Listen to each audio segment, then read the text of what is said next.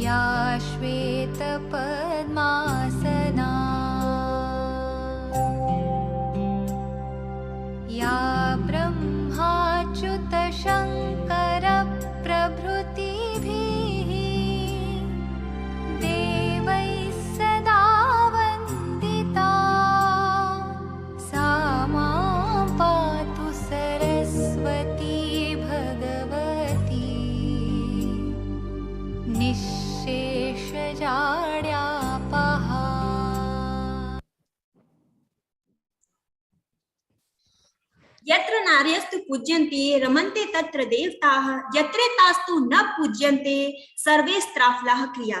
अर्थात जिस समाज में स्त्री की पूजा की जाती है वहां देवीय गुण, देवीय सुख और उत्तम संतान उत्पन्न होती है, और जिस समाज में स्त्री की पूजा नहीं की जाती वहां सभी कार्य निष्फल हो जाते हैं।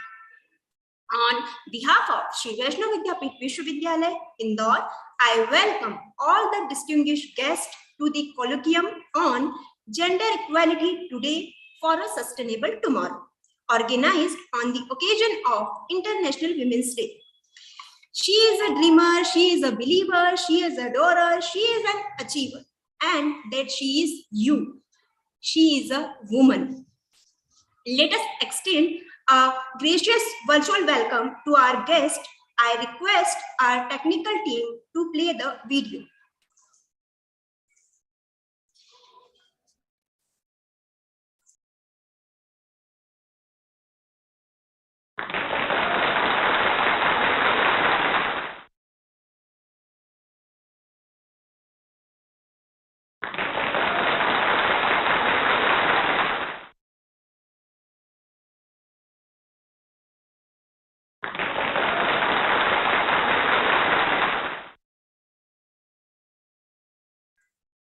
We welcome you all in the occasion of International Women's Day. Today, we are honored to have with us Dr. Amrita Bagga, Professor Emeritus and former chair at Department of Anthropology, Pune University, Maharashtra, India. Dr. Preeti Saxena, Professor Baba Saheb Bhimrao Ambedkar, Central University, Lucknow. Dr. Hema Swaminathan, Center for Public Policy, Indian Institute of Management, Bangalore. Dr. Rita Sonawat, former professor and head SNDT Women's University, former Dean of Faculty of Home Science, Mumbai. And I also welcome Joint Registrar Sir and Kavita Sharma ma'am and all the colleagues and all the professors who are attended this program. Now, for further proceeding, I request Co-Coordinator, Women Grievance Redressal Cell, Shri Vaishnav Vidyapith Vishwavidyalaya, Dr. Shobha Jain, to brief us about the event. Over to you, ma'am. Ma'am, unmute.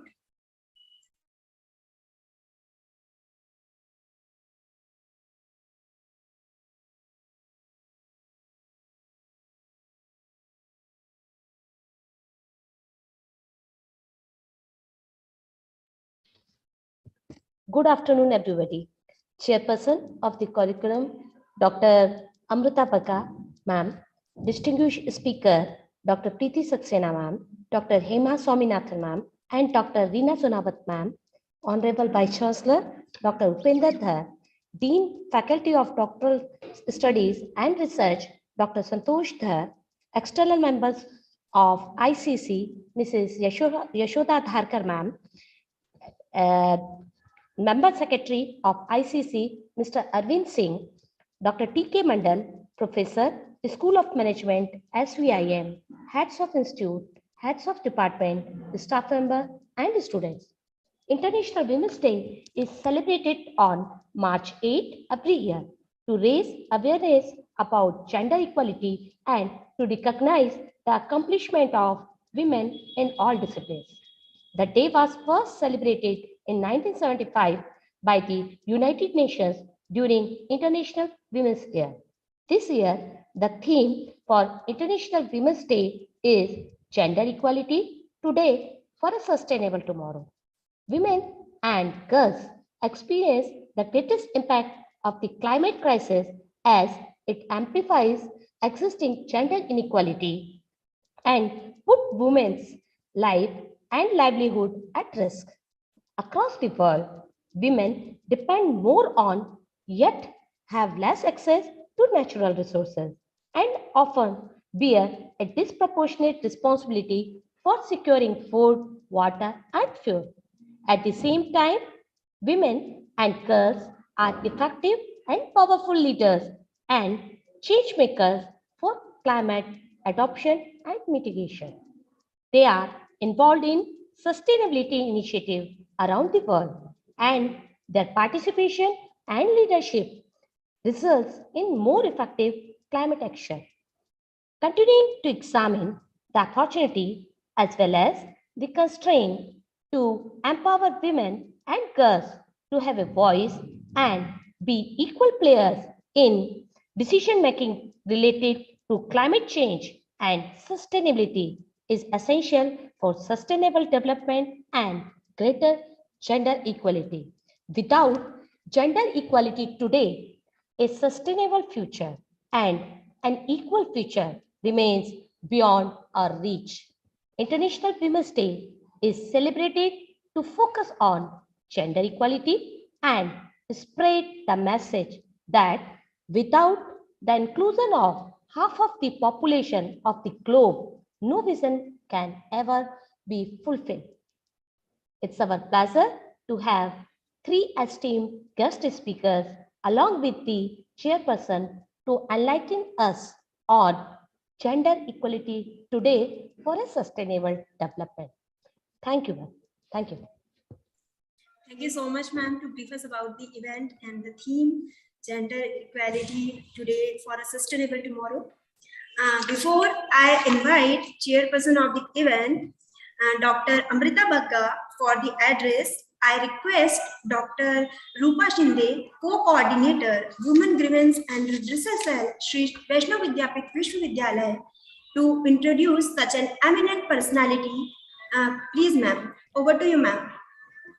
Thank you, Ekta ma'am. It's an honor to introduce our chairperson of the session, Dr. Amrita Bagga. Dr. Amrita Bagga is Emeritus and former Chair, Department of Anthropology, University of Pune. She joined as a SRF of Indian Council of Medical Research, New Delhi, and later as a lecturer. She was also invited to Stanford University to speak on women and aging and conduct a workshop on dimensions of aging in women. She was awarded an Indo-Hungarian Cultural Exchange Fellowship by UGC. She was invited to Salzburg, Austria as a fellow of Salzburg seminars.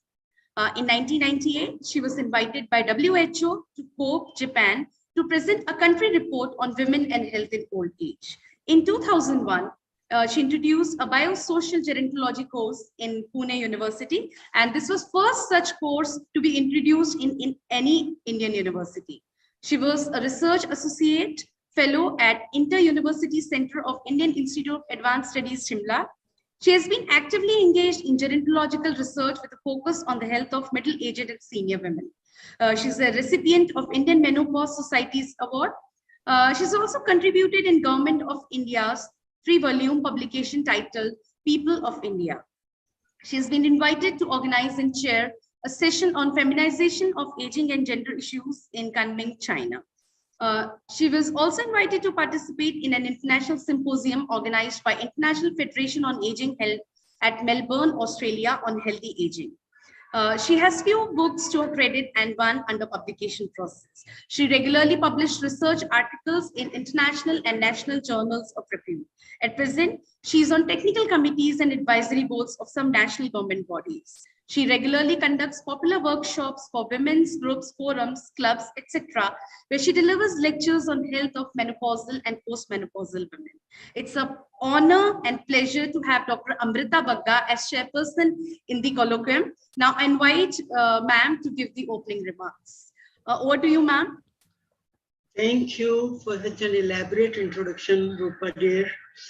And I'm very happy to be here today, meeting all the great personalities. You have chosen the panel quite carefully, all of you. Congratulations to you. Thank you, thank you. And I was going through their biodatas in the morning. I would say very eminent personalities, and fortunately we have 2 women from law, with law background, another one from policy, from IIM, and other from Women's Commission, who may not be able to make it. So that is great. All of you have been the names you're familiar with. We have had high bias, and let me start without losing much time. Now, as Dr. Sonawat said, yeah, it was she only. You said that this is a 3rd seminar today she is participating in. So this is a situation with almost everybody. Actually, March is the month of celebrations. So of this it is not Women's Day, it is Women's Month of celebrations. That is the interesting part. Women get too excited once in a while, they get a chance. Men may be feeling, Dr. Arvind Singh ji, आपको लगता होगा कि women के बारे में बोलते हैं, men का day किधर है? वो भी आ जाएगा बड़ी जल्दी. Protest will start. All the best to you. 19th November is a Men's Day. Yeah, I know. I've been hearing vibes. It has not made so much noise yet. And coming back to the topics, so this year's topic, the gender equality today for a sustainable tomorrow. Every word is important. If you see what does it mark, the International Women's Day? It's a global day representing unity of women of all ages. Let me, I would say, explain a little bit for younger people, our young audience here. Young as well as old. Why now? I'm a gerontologist at heart. Irrespective of caste, look at the regions from where our panel has been invited, all over India. So irrespective of this and the faith also, caste and creed, and irrespective of course, geographical boundaries.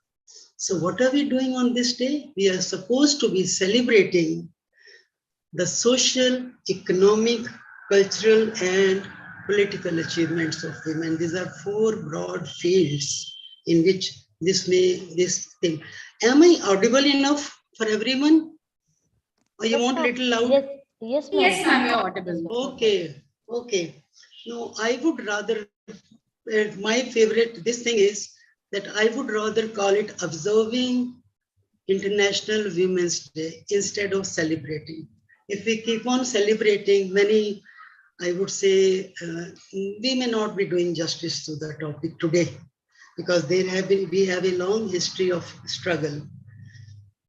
And we are responsible for our cities, our country, of course, cities, our neighborhood, and also our close circle, our neighborhood around us. So that is why it is, I would observe it as an international day. Before that, let me have a quick look at the history, a brief beginning, how they made in 1900, when women realized that no one else was going to fight for their rights. They realized they had been feeling that way, but like-minded women, they got together and they felt very strongly that no one else but for themselves, they will have to fight their battles of whether it was pay inequality, whether it was voting rights, whether it is too much burden of work at home, at that inequalities at all stages, and even at office. Some of these women from Western countries already working. Our history is little different. Gradually, the struggle got momentum, gained momentum rather, and it started showing some results. Acknowledged to a certain extent all over the world, especially the European countries, and partly rewards. Small, but some hopes were given to women. India being under colonial Raj at that time in early 90s and 1900s, a common Indian women hope. I don't think they were too much involved in this. If I think of my mothers and grandmothers, they remained blissfully unaware inside their homes, managing their own sphere. Now, there were a few exceptions. All were not like this. And most of them, I am going to give examples, are from privileged class. There are from underclass also, lower strata. Right now, I'll just zero into 2 or 3 who have really worked very hard for other women's emancipation and education. So we are from all of us are from education institutes. Sarojini Naidu. I remember I had a chapter on Madam Sarojini Naidu in my school book. Nobody hears of her these days. And she was a very well-known political activist at that time and a poetess also. It was she who was the first woman proponent of the civil rights, women's emancipation, and anti-imperialistic ideas for a woman, Indian woman, to get up and, let her voice be heard by people. And she played an important role. In fact, India's struggle for independence, she walked step by step with Mr. Gandhi for the Dandi March in Gujarat. That is the Salt March, popularly known as how I would say the very active steps had started in Indian struggle for independence. She was the first Indian woman president of Indian National Congress. Imagine at that time. And also was appointed later on as the Indian state governor of the largest state of India, that was at that time the Uttar Province. Because of her deep interest in poetry, mind you, she has published 2 volumes in English poetry and both published in UK. She studied from there partly, and Indian woman writing in English at that time, and that is why she got the khitab of the Nightingale of India. Since she has been considered the pioneer of Indian feminist movement, her birthday, which falls on 13th of February, is marked and celebrated as Indian National Women's Day. Many universities, especially Rajasthan and some other places, if you see the website, you will find plenty of celebrations on 13th of. This is actually truly our national day. Another important figure that comes to my mind along this line is Savitribai Phule. Just now somebody mentioned the name of Pune University, the lady who introduced me. Now you see, now it has been changed to, after ages and so many decades, it is known as the Savitribai Phule Pune University. To name because of her role in girls' education, actually, girl child's education, and of course, women's emancipation. This renaming of Pune University was a big step because it took some time. And when the movement of International Women's Celebration was gaining momentum, early, I would say the 19th century, Dr. Iravati Karve, another eminent educationalist, and I would say she was the daughter-in-law of Maharishi Dondiba Karve from Maharashtra, from nearby Pune area, and this lady was a turning point for Indian sociology and anthropology, besides her very open and forward thoughts supporting women. And her support was her father-in-law, Dondoba Kirveji, who was later on bestowed with the Bharat Ratna. And her husband was also very well educated. He also supported her when there was resistance to send her abroad, for she was trained in Germany for her some techniques in anthropology. So she was a pioneer Indian sociologist as well as an anthropologist and educationist at heart for women. Let's not forget that we can do this all together in one. Rather, a founder of the Department of Sociology and Anthropology in Deccan College at that time, which is now dedicated to some other archaeology and all that. It is an university, independent university. Later on, my colleagues used to tell me in my department that they shifted, rato rat bolte hai na, shifting from Deccan College to Pune University. Sociology department separate and anthropology department separate. And these are women who triggered this moment and this strength, and she was part of this. She was the head of department of anthropology at that time. The only museum in Pune University at present and housed in Department of Anthropology has been named after Dr. Iravati Karve. That is also quite recent during my tenure there. These are a handful of few women friends who were fortunate enough to have family support besides their own burning desire, Agni inside them. This is very important, I feel. Getting opportunities, many of them must be getting. And working for themselves, yes, there are plenty of examples. Working for general cause of women, and this is what these women are known for, and there are many more also. And then I think of the burning desire, especially in women, this Agni especially. I think of Dr. Abdul Kalam, the person who had written The Ignited Minds. I'm sure most of you are familiar with this, and students in the audience, if you have not, please read this book. At my age, I get stirred inside, and I am surprised how forward-thinking he was. Our past president. It is a must-read book and must-have book so that you can pass on to people, ignited minds, what they can achieve. And he said, education was the only way. A male in this domain, especially, and for women also, of course.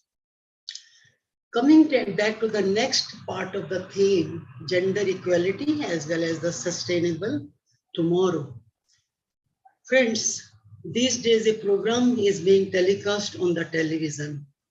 Can you think of any? Dr. Ahilya Bai Holkar. And as a child, how Ahilya was so rebellious and talking all the time in childhood, fighting with her parents and neighbors and all that, that why I am not allowed to go to school for education? Why my brothers are going, living under the same roof? How this disparity? She could not digest it despite so many protests by her and her parents also, and she was married quite early. We all know that. Now, whether it was for education later on after marriage or whether it was for women and widowhood, how I remember seeing that program, because it is really fascinating how they are portraying it, thanks to this gentleman who has brought it to the screens for us to view sitting at home.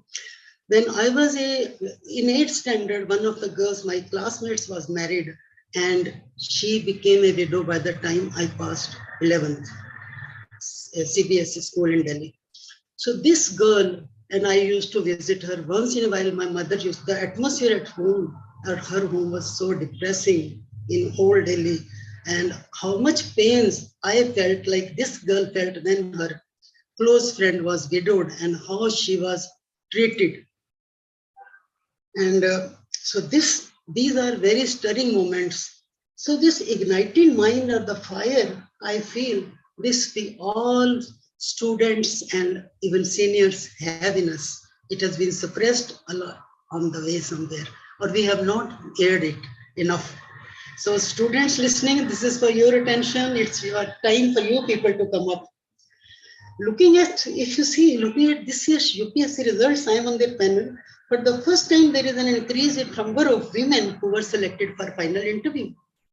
After final interview, they have exceeded the men who appeared for this. Isn't it something to celebrate for? Their women have reached today. These pioneers' efforts have brought us this far. So this is now for making it sustainable and for generations to come. It is our responsibility. Now, where have I lost this?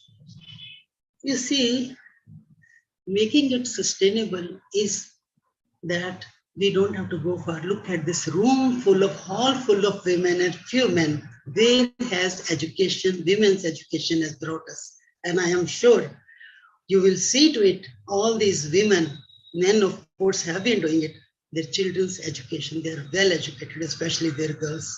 This is the extent of sustainability of what was started earlier and is being cut. We are reaping the fruits without damaging, I am not talking of environment, damaging anything, taking away from anywhere, we are contributing. So no wonder if you see today's on Women's Day, Times of India, I saw the Pune chapter. The thing is, if 1.23 crores of women entrepreneurs are there in India, they call it entrepreneurs. My English is okay. Studied from a Hindi school after partition. And here I could get to a school, that is my fortune, good fortune. Born in Amritsar on the way from the refugee camp when my mother was traversing. So these memories bring back to you the struggles and where we have reached today. We thank, of course, we owe it to our the liberal thoughts of our parents, and many of us are privileged to have this. And many of us amongst us must be who come from with a lot of constraints. And I salute these women today. Never forget that. You have risen, if you have reached this far to this hall and to the university, you have proved yourself already. Only thing is now you have to do more things for your women mates everywhere, all age groups. Now, when we talk of women, I am reminded of American anthropologist Ruth Benedict. You see, she wrote, and way back in 1934, that the purpose of anthropology is to make the world safe for human differences. human differences, by human differences, she was talking of physical differences. She was talking of sex differences. We are even scared of saying sex differences. We cover it up by various ways, like I did just now. So it is the physical appearances should not be a barrier to this. That was her message. And why? She said that so that each individual can experience the world in his or her own way, learning from their own experience, enabling us humans to connect with each other and grow together in the same society. So how long back? Almost 100 years back she wrote. How beautifully she has spoken of gender equality. Why it took so long for the world to take notice, I am surprised. And other textbooks also, your own disciplines, if you explore, you will have plenty of examples. Now, lastly, when I am talking of women, I am also talking of a silent majority, which are not seen here at all. And I am one of them.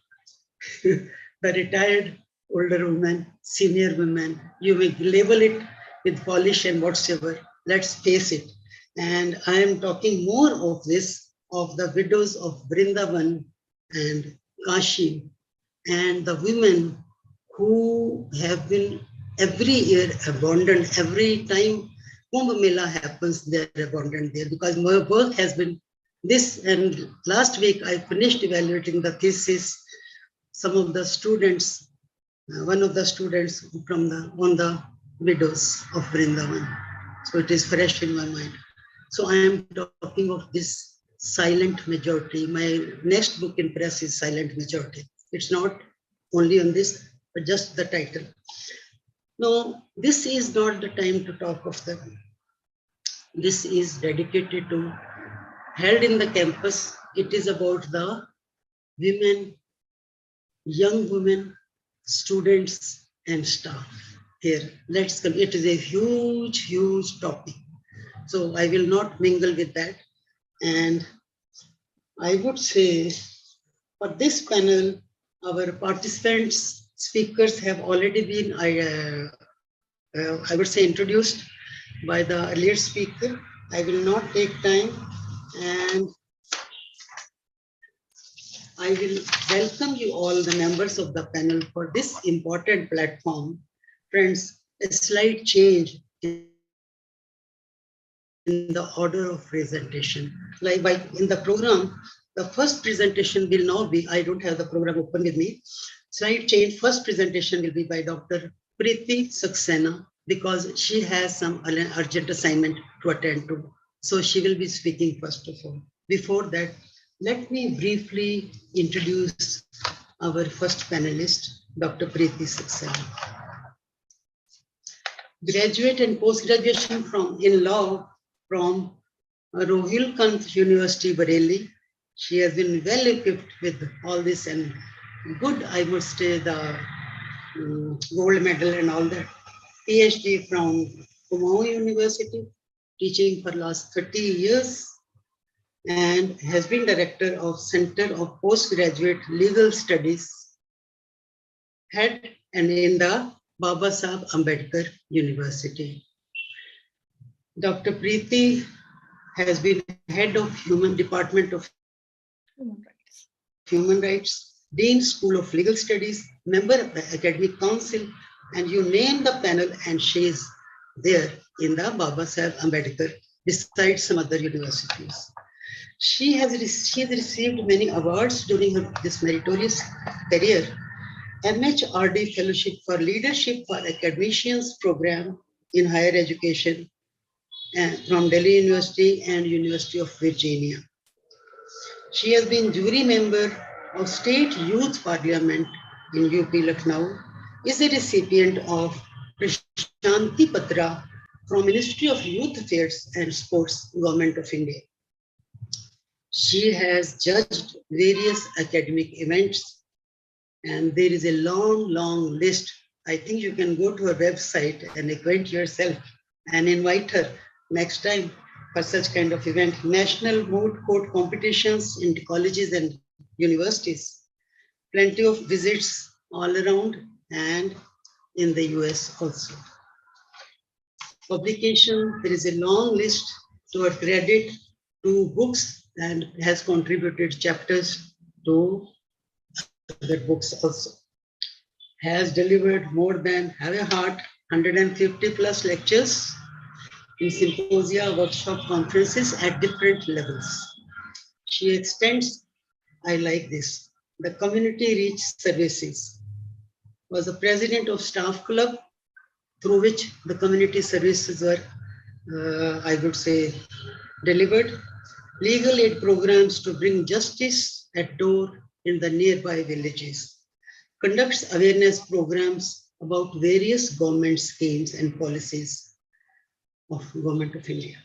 Gives radio talks and TV programs on legal awareness. What else? And we really welcome you, Dr. Saxena, and please, you may proceed. Thank you so much, Madam Amrita Bagga ji, for such a generous introduction of mine. I'm very, very thankful to the organizers for giving me the opportunity to share my thoughts on this auspicious day. And in front of such a large, gathering, which are having expertise in their own fields, the co-speakers, Dr. Rajul Bendesai, Dr. Hema Swaminathan, Dr. Rita Sonawat, and the members organizing committee of this very university, and that is Shri Vaishnav Vidyapit Vishwavidyalaya Indore. Very rightly told, Madam, by you that we are observing this. So I also support this statement of yours that this is a day which we don't celebrate. We don't need to celebrate this day. This is some observance. And I don't know up to when we have to do all these things. When we will have the equality, that is the main question. And the theme for this year, which has been released by the United Nations, that is claiming for gender equality today for a sustainable tomorrow. Now, coming to this very theme, I see gender equality and sustainable tomorrow for women from different lens. From the rural background and from the urban background, the working women and the homemakers, the climate change and that is resulting into the environmental degradation and pollution, and then the gender inequality which we all are facing in various stages or various work schedule. Maybe it is related to the health, nutrition, work, income, or climate crisis, as the theme has been very rightly chosen by the United Nations this year. This is also one of the goal of the sustainable development, is that is gender equality, goal number 5 of the SDG. So in that respect, my point of thinking is towards the sustainability which is related to the environment. Though we cannot confine this sustainability with the environment alone, it may be economic sustainability of the women, it may be social sustainability of the women. But because I think that SDG goal of number 5 that relates to the gender equality, and that is also perceiving this equality or sustainability with reference to the environment, with reference to the climate change, and of course the Beijing Platform Action, the 3 aspects which have been chosen there for the climate change and the environment degradation, environment pollution. So my point of discussion here would be related to the environment as a whole. So when we talk about for this sustainability, for the simple reason that vulnerability is due to climate change and pollution is impacting women more than men. This is my perception. Because of their works, that may be due to the working conditions or the need for the work.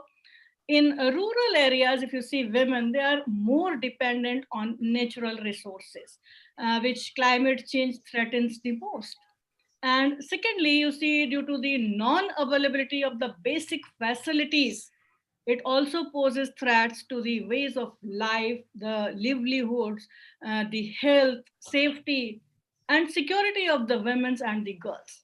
We all know that in rural areas or in hilly areas, because I have a rich connection with the hilly areas also. I did my PhD from the University of Kumaon, that is in Nainital, a hilly area. I got married there also. So I could see the women, how they work there. So the rural and hilly areas women, they are dependent mostly on the natural resources, and they are considered the primary users of the natural resources, land, forest, water. This is all, they are the persons who use all these things, because they are responsible for their family personnel, that for gathering food, for fuel, fodder, fiber, small timber, you see, bamboo. These are the things which we find there in the hilly areas also.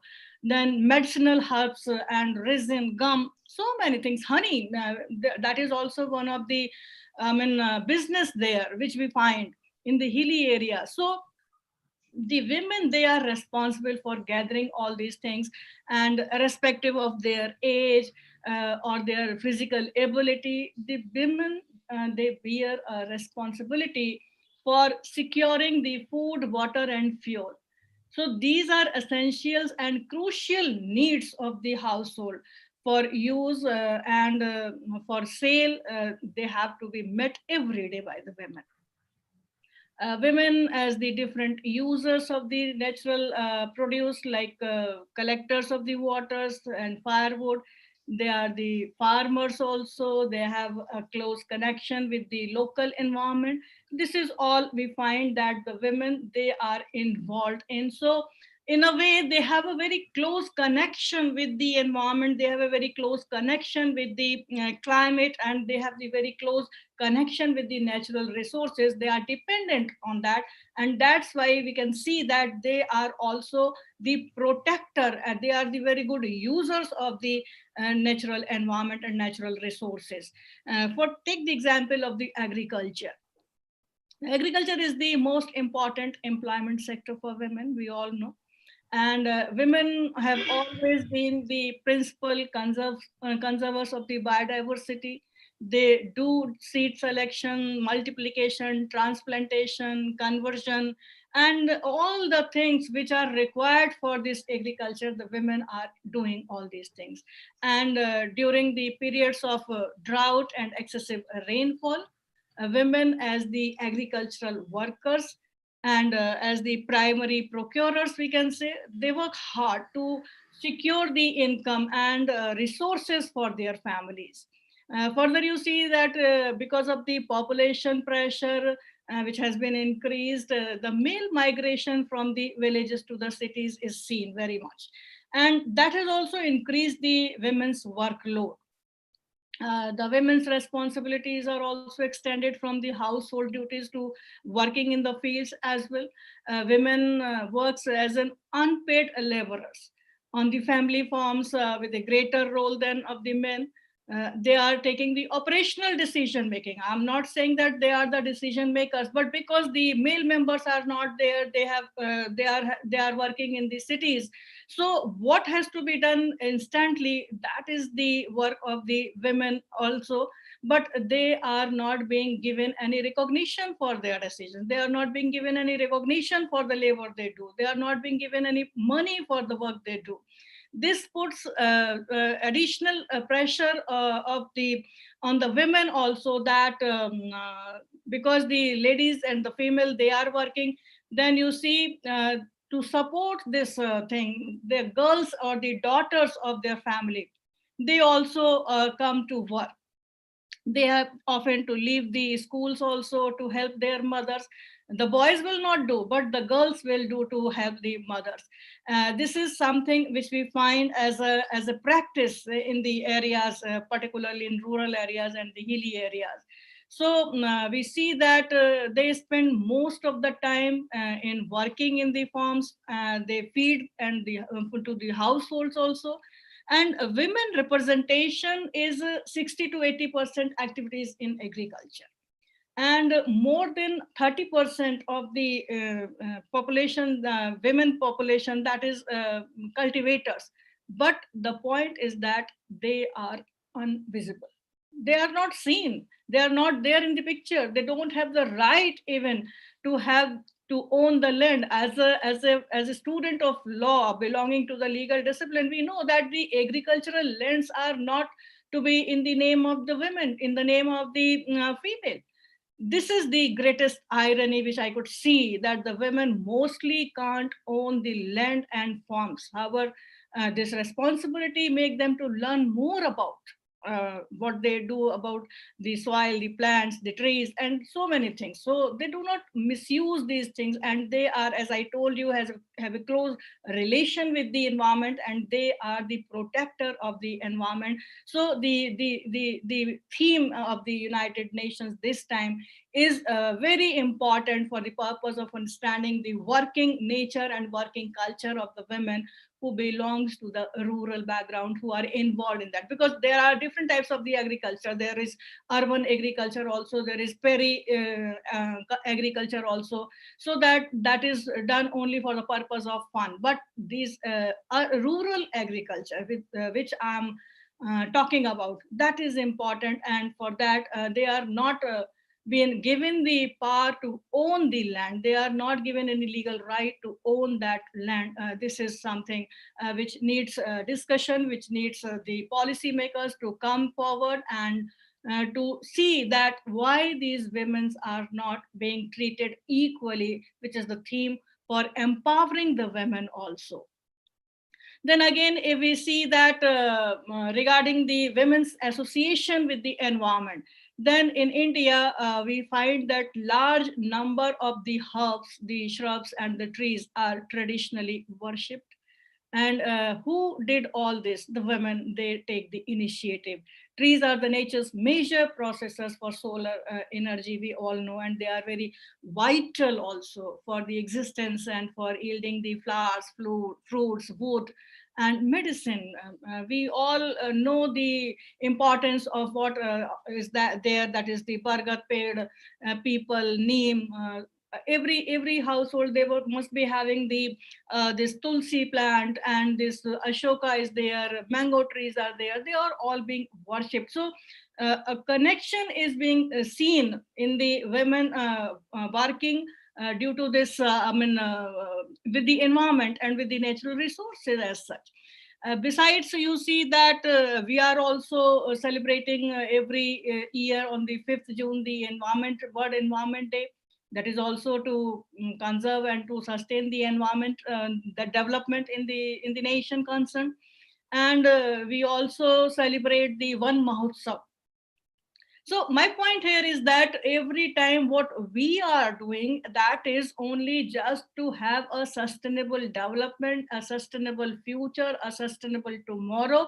And in maximum of these things, you will find that the women have the greater role, and their role is very significant and very important to manage the natural resources. And they are the major contributors also for environmental rehabilitation and conservation because of their work connection. Women know about the environment, and so they are very, very protective and care for the environment. But because of their direct work with the nature, they also suffer from environmental problems. This is one of the point which needs discussion.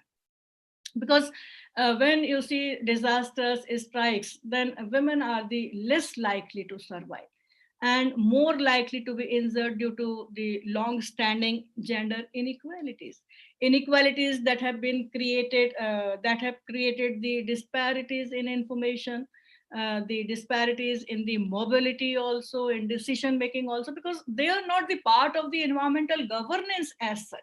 They are not there in the policy making for that environmental issues, but they are the silent workers, as madam is saying, for some other issue, the silent workers. But these women who are working in the agricultural field, who are working with the nature, they are also the silent workers. They do the work, but they are not anywhere in the decision making, policy making authorities. They are not having any role in the environmental governance. So this is one of the point which is not leading towards the equality and empowerment of the women, which needs a discussion. And I think that the UN must have have this thing in mind while projecting this theme for the year regarding the sustainability. Then we find that women or all women in the rural areas, they don't have the proper places for answering the nature calls even. Because for all these things, you see that if they are shying for in the daytime, they don't go there, and when they go there, then you will find during the evenings, during the nights, then there are again more and more vulnerability due to very poisonous insects may be there, snake bites may be there, and in hilly areas the leopards they come. And then if you find that their vulnerability, then number of women, they have been killed by the leopard there in the hilly areas, because they don't have the place for answering the nature call. So these are the realities on which we have to work upon. These are the realities on which the policies are required to be made. And these are the realities on which every organ of the state has to come forward. It's not to be a matter of discussion during 8th March. It's not to be a matter of discussion during some particular days, but this is a matter in which we all have to think about, and to bring the women on the same pedestal, to provide the opportunity, equal opportunity, so that they may also come forward and they may be visible in the society for their work. Their work may be recognized, they may be acknowledged what they are doing for all the time as a silent worker. Then besides rural women, we find that the women who are living in the urban areas, they're also having some different types of the problems, and they are also facing different types of the health problems. Because in urban areas, the problems are associated with the housing, the problems are associated with the noise, air, vehicular pollution. Many of the things are there, though it's not confined only to the women, but they are more affecting the women because of their existing bodily weaknesses, particularly the pregnant women, the lactating women. Lack of accommodation makes them also to adjust with the small dwellings in the urban areas. They spend more and more time in the kitchens for cooking purposes, and because of these small dwellings, you see there is no moving place also, inefficient fuel and improper ventilation, that also makes them disease prone. The factors such as the traffic density, ventilation, surrounding environment, so all these types of the things, they are affecting the women in the urban areas also. And we find that the women who are weak by virtue of being sometimes it's old women or the pregnant women, so generally they don't move outside, and they are not having the movement from out of their home, and that's why they're also facing different types of the environmental problems or the pollution problems, which is leading towards the moisture laden closed conditions. They suffer from the respiratory diseases, and many other diseases are there. And you see the loud noise that is also there, resulting into the dizziness, into headache, and hypertension, and many more diseases are there. So we find that the women in urban areas also suffer from these complications. And we further see that the question is how to deal with all these problems, because the women, they are facing the problems in the urban areas also, they are facing the problems in the rural areas also. They may be belonging to the old age, they may be the girl child, or they may be the girls or grown-up girls. So at every age, every stage, you find that the girls, the women, the female, they are facing different problems. And what are the existing protections and policies for women, and at the national and international level? We all know the World Commission on the Environment and Development Report 1987, that proposed the definition of the sustainable development. And in that way, everybody must be aware about that definition of the sustainable development. and whether that definition is being fulfilled, it is being interpreted accordingly or not, to meet the needs of the present without compromising the ability of future generation. And that is what this is said about. So we find that this model of sustainable development, which is able to meet the needs of the present without compromising the resources for the future generations, that needs judicious use of natural resources. That is not to be degradative, and that is something which is sustaining the natural resources. So the very purpose is that don't take more than you share. Whatever we can do, we will be sharing only up to that state. That is what is the meaning of this definition. So in that respect, how the women can share, how the women can use, how the women can sustain this development, this environment, that is the main issue.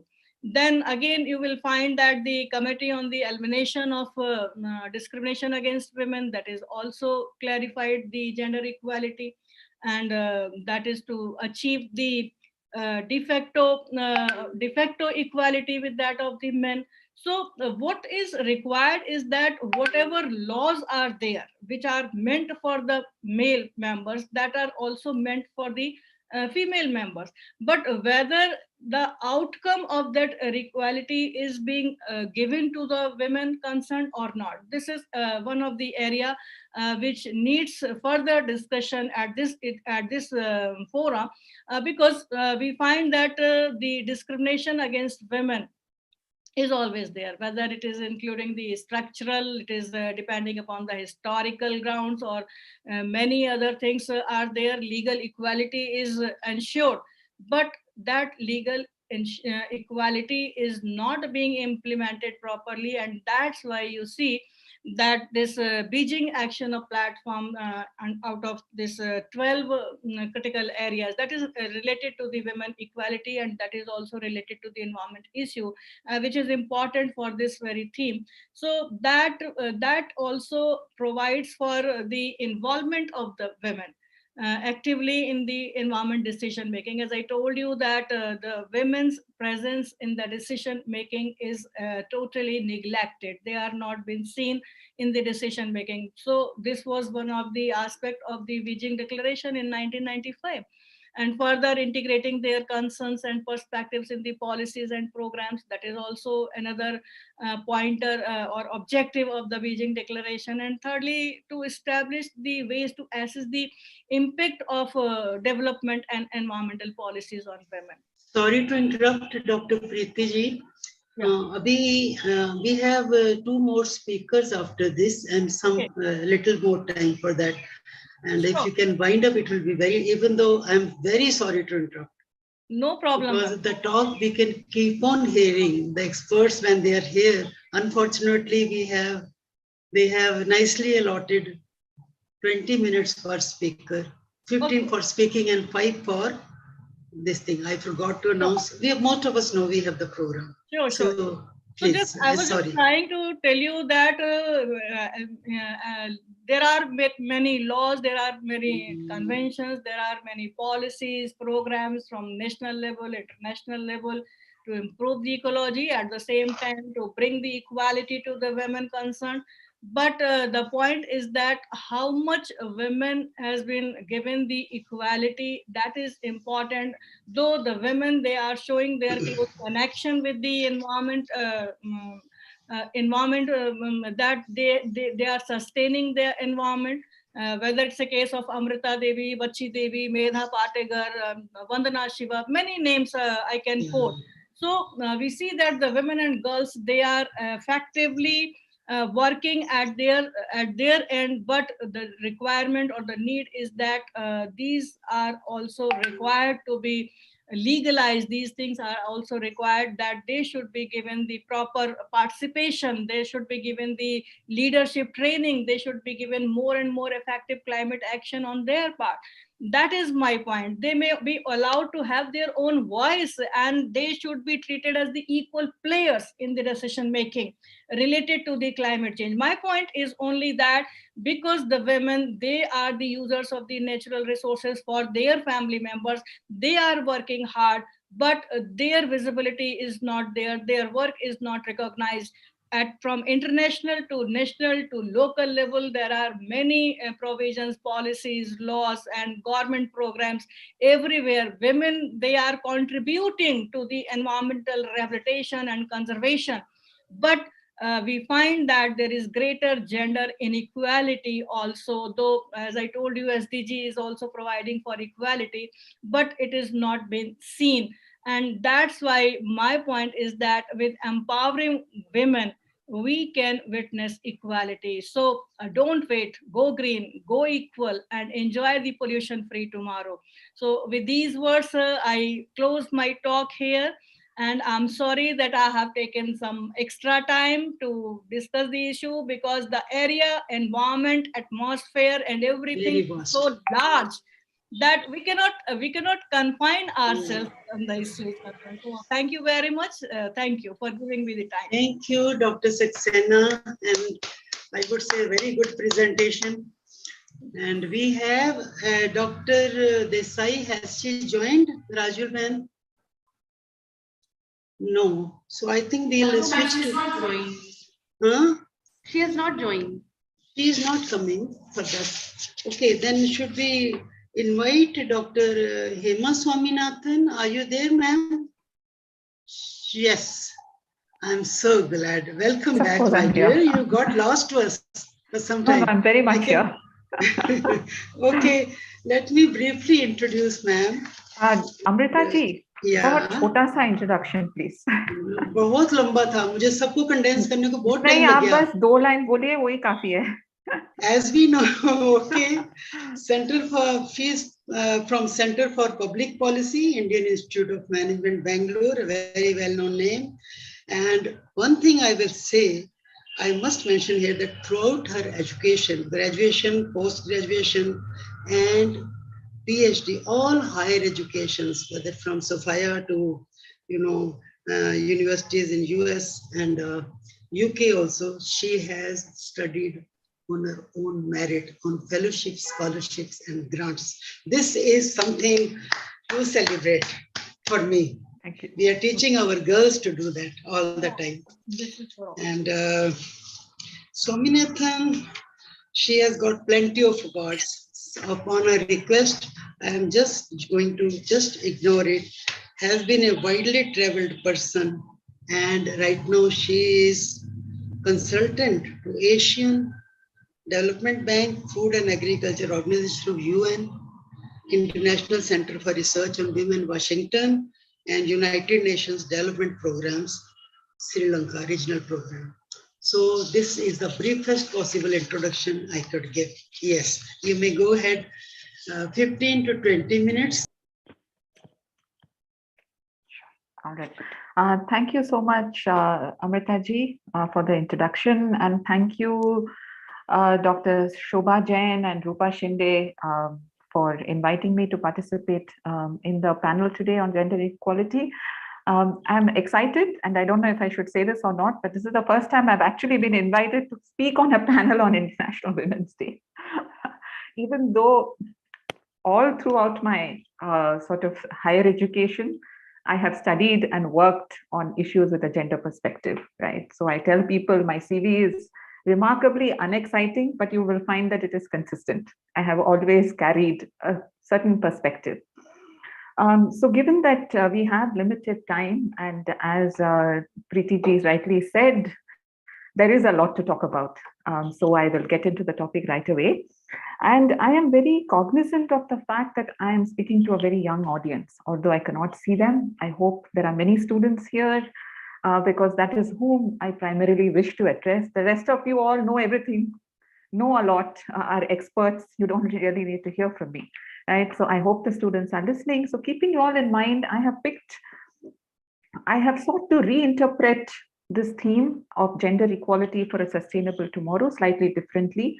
I'm not going to talk about climate change or the environment, but this was addressed, in fact, very eloquently by our previous speaker. I'm going to talk about two concepts that I think you all, the youth, are going to face in the next few years. I'm going to talk about gender equality in the workplace, rather gender inequality in the workplace, and then to a slightly lesser extent, gender inequality at home, right?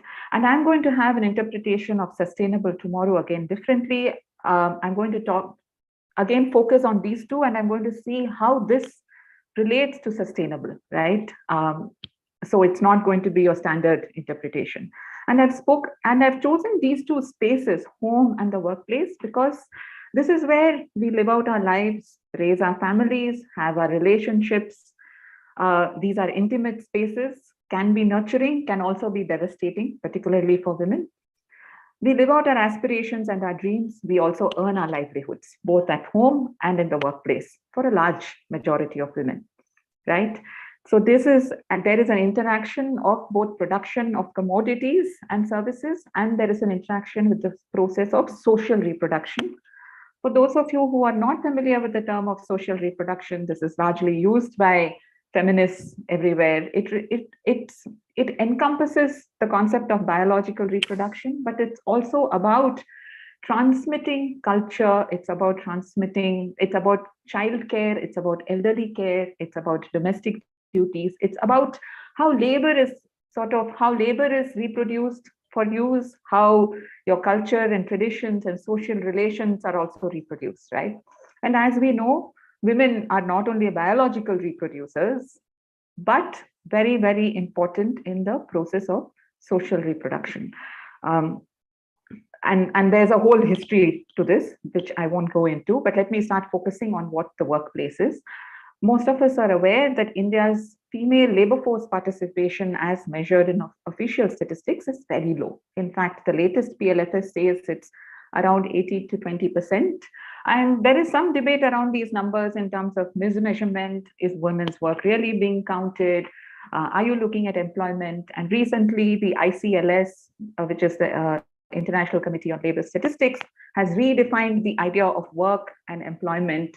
So these numbers could shift, but fundamentally, what the concern is that women do not participate in the labor market, either formal or informal, in the numbers that would be expected of a country that has been growing so well. Education has been rising, fertility has been falling. So what is it that is stopping women from participating in the workforce, right? Women are, even when they do participate, they are overrepresented in informal sector, low-paid jobs, poor skills, and they are underrepresented in decision-making, in leadership, in governance, right?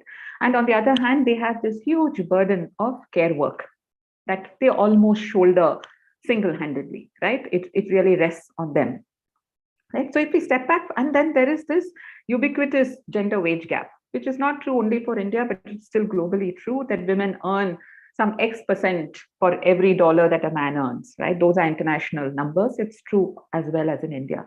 So if you stop back and say, why are there such discrepancies in the labor market? You will find lots of explanations, but broadly, these can be thought of as social norms that reinforce gender stereotypes and lead to discrimination in the labor market.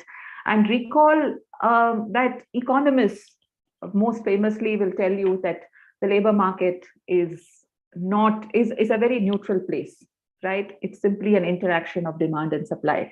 Nothing is further from the truth. It is a gendered institution, like all institutions are. And all institutions, given the world we live in, are also very patriarchal and male-dominated. The labor market is no exception, right? So there is discrimination in the labor market. And if you also hear the argument that women are paid lesser because they have lower skills, they are less educated, they are risk averse, they are not aggressive enough, we should step back and ask, why do women have lower education? Why do they have lower skills? Did they choose to be that way? Were we born into the world saying, I want a bad job? No, right? So this discrimination is also predetermined before you enter the labor market. It's a result of certain norms or of certain choices that families have to make, right? And are women really risk averse? There are n number of studies out there which show that not really, right? That women can be very competitive. and they can be very aggressive. But there is also a process of socialization. Very famous studies which have been done in the Western world where you think women will be super competitive, but it's a very interesting experiment that was done when you asked a bunch of college kids, put them in the same classroom, men and women, and you asked women about their ambitions. If they were in a co-ed classroom, they downplayed their ambitions because they were also thinking of these boys as potential mates, right? And they were worried that they would not be attractive to men if they came across as being too ambitious, right? But if you ask them separately when they were just women by themselves, they were far more forthcoming about their ambitions, right? So there is this very complex interplay of also gender identities, right? And I would argue that these gender identities are harmful to both men and women. It's not, I mean, of course, women face a backlash in a much bigger way, but men do too at some level, right? So there is this large-scale discrimination, but there is we think that maybe in India, there isn't any overt discrimination in the workplace anymore. If you look at the women business and law statistics, so you can get a job the same way as a man can. You cannot be discriminated on the basis of employment. But today's Mint carried a fantastic write-up, and it linked to what I thought was a very interesting article, and I'm just going to share a little bit of it with you. It's called the State of Discrimination Index, which it's a new study that's just come out, I think, this month by Trias, and it's looking to see how states treat female job seekers on 4 freedoms: to work at night, to work in jobs deemed hazardous, to work in jobs seemed arduous, and to work in jobs deemed morally inappropriate. What is the status of legally sanctioned discrimination against women, right? And not surprisingly, some of the normal suspects come up. Kerala, Tamil Nadu, and Goa provide the greatest freedom to women to choose work, while Odisha, Meghalaya, Chhattisgarh, and West Bengal impose the most restrictions. The report is just simply fascinating because they've just done this index and they found that there are so many restrictions on women being able to work, right? So it's about, this report is only, I guess all of these state level discriminations, I find them very paternalistic. It's about, oh, you can't go out at night because it's unsafe, right? If the streets are unsafe, then it's a problem of how you've raised your boys, not just how you've raised your girls. So don't shackle me in because the boys haven't been brought up properly, right? Have better governance, have better policing, have better rule of law, have better gender attitudes. But I'd encourage all of you to read this report and just look it up in the Mint. There's a nice write-up there. Okay, so there are legislations, but there are also social norms, right? And both have to come together for greater gender equality, right? I would say that the modern workplace, which is where I guess many of you are going to end up, I'm not talking about the huge numbers of men and women who work in the informal sector, very exploitative conditions. I'm not even going there because I think the students of this college are probably going to enter the formal modern economy, right? And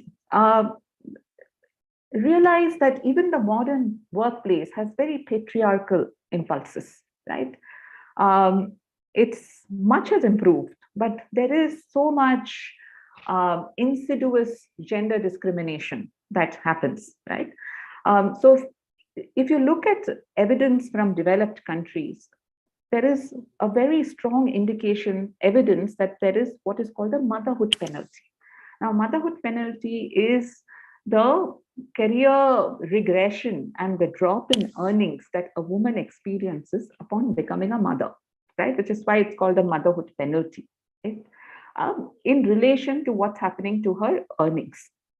And I'm quoting evidence from developed countries because we don't have such good administrative data at least in India to be able to track this, or long-term panel data, right? So even in countries where there is very good state-level family policies and all of it, women still experience a motherhood penalty, but there's nothing known like a fatherhood penalty, right? Men don't experience it when they become fathers. And why is this? Because the burden of child care beyond is not shared equitably. There are still expectations that women are the primary providers, right? Some of it is biological, but beyond a certain point, it's not biological. It is sociological in what the expectations between men and women are, right? So even here, when you see in modern workplaces in India, when you talk about, okay, let me talk about this fairly poorly designed Maternity Benefits Act that came out 2 years ago, 2017, that mandated 6 months compulsory paid leave for women, right? Very good, fantastic. But A, of course, it applies only to the formal sector. And B, the government does not make any contribution to cover this expense. While your Googles and your IBMs and Microsofts might be able to afford it, the much smaller establishments cannot afford the cost, right? So unless you make it easy, unless you pay them to bear this cost, what are they going to do when they start looking at a young woman and they see a young man? They'll probably recruit the young man because they think, oh, this woman is going to go on maternity leave and I have to pay for her. So you have to make it, not suggesting that you take away the maternity leave. A, think about paternity leave, right? Paternity leave is 2 weeks. Why is that? Can you think of family leave? There are enough examples from around the world, right? So what you have done is make it very, very expensive for a medium to a small company to hire and retain women, right? So again, Team Lease has a study which shows that once this act came in, actually women were not being recruited. It was affecting women's employability in a particular marriageable age, or if you're in the reproductive age group, etc. Right? What about hybrid workplaces that we see that is coming up after COVID? Right? Now, hybrid workplaces work well. They are a great idea, I think. But often you see that employers allow hybrid workspaces for mothers with children under 6. As far as I knew, you needed 2 to tango. You needed a mother and a father to have a child, right? You're letting this father off.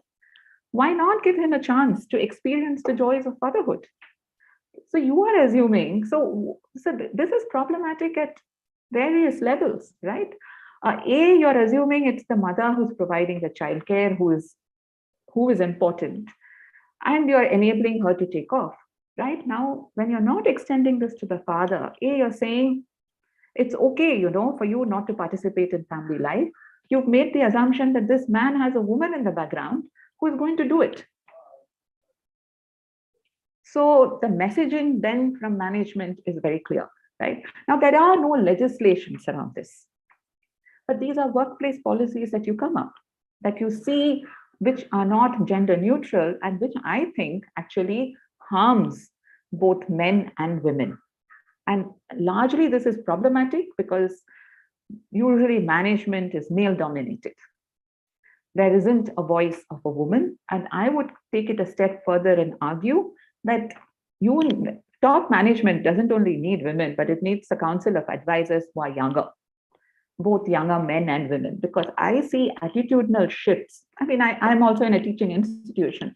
I see attitudinal shifts. I see younger people far more willing to be fluid about the kinds of work they do, about the kinds of identities that they might don, right?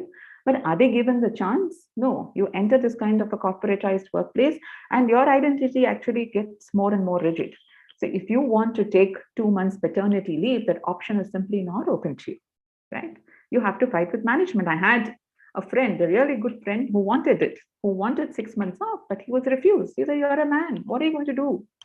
Right? So the assumption is if you're taking time off, then you're going to sit at home, watch TV and eat and sort of sleep, right? Whereas if the woman is, so see, also with these assumptions, the problem is with the woman, when you're giving her a hybrid workspace, she is paying a tax, because you think she's also doing the laundry or she's washing dishes while she's working. So you think her commitment is not 100%. And she misses out on networking opportunities. And she misses out on maybe that exciting portfolio that she would have got if she had been there physically in a meeting, right? So this is a double whammy in all senses, right? So give opportunities for men to be absent as well, and give opportunities for women to be present as well, right? So don't think you're doing a great thing by giving this kind of hybrid workplace that is gender disaggregated.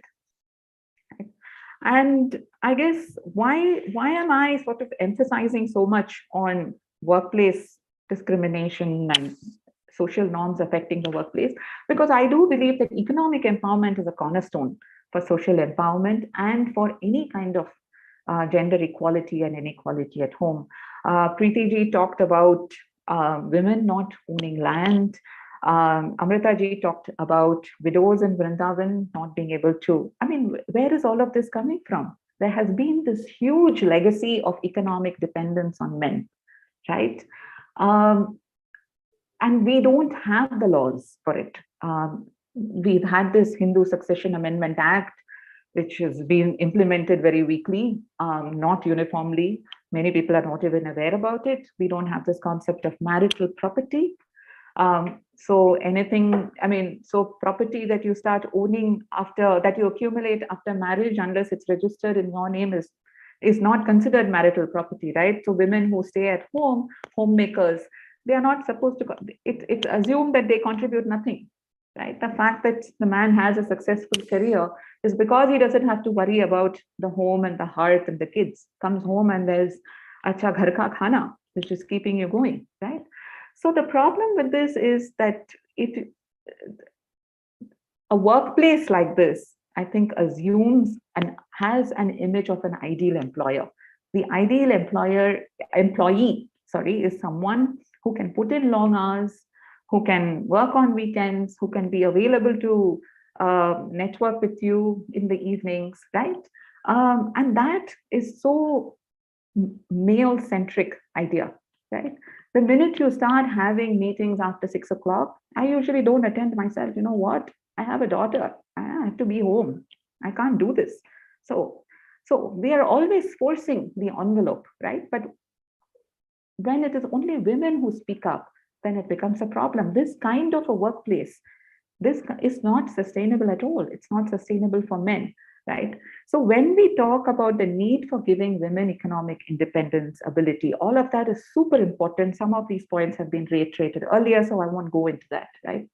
Rather than ask about how we can have legislations and social norms so that our homes and offices are not gender unequal, I want to flip the question and want you to think about how can you have legislations and norms so that men can participate more fully in family life, in domestic sphere, right? It's not always about that. It is only when men start shouldering some of the burdens of social reproduction is that women can go out fully and participate in dignified, decent employment or fully participate in the labor market.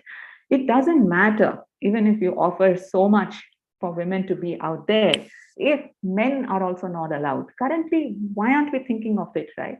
So as you're all really young, and I'm always excited when I see people in their 20s, because I think this is the time to be idealistic, right?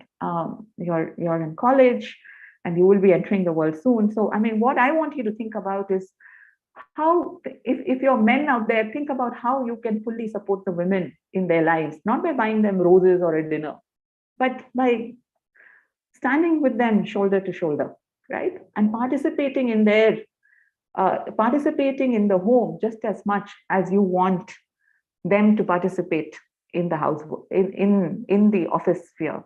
Often I read matrimonial advertisements. I find them very interesting.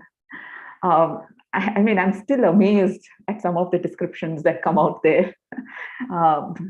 Wanted, highly educated, well-earning, homely, but traditional and modern and cosmopolitan. I have no idea what that means, right? But so women go there and put out this ad for men saying, wanted, successful, traditional man, not traditional, successful, non-traditional man who will help me at home, who will take care of the kids, who will change diapers, right? And I think men, that can be the biggest international Women's Day gift you can give to the women in your life. And for women, I think that's what you should also demand of them and be willing to let go, right? So I would say, I would like to end with, I'm sure this slogan you know really well, educate, agitate, organize, because, you know, this has a long, rich tradition. I won't say left or right, because I come from a business school, which are always historically very conservative, right? But So yeah, I mean, in my mind, I think gender justice is part of the larger agenda of social justice. So don't lose sight of it, even as you're stepping out into the modern workplace. Fight for social justice, fight for gender justice. And I mean, you are our hope and our youth. So I think go forth and conquer. Thank you.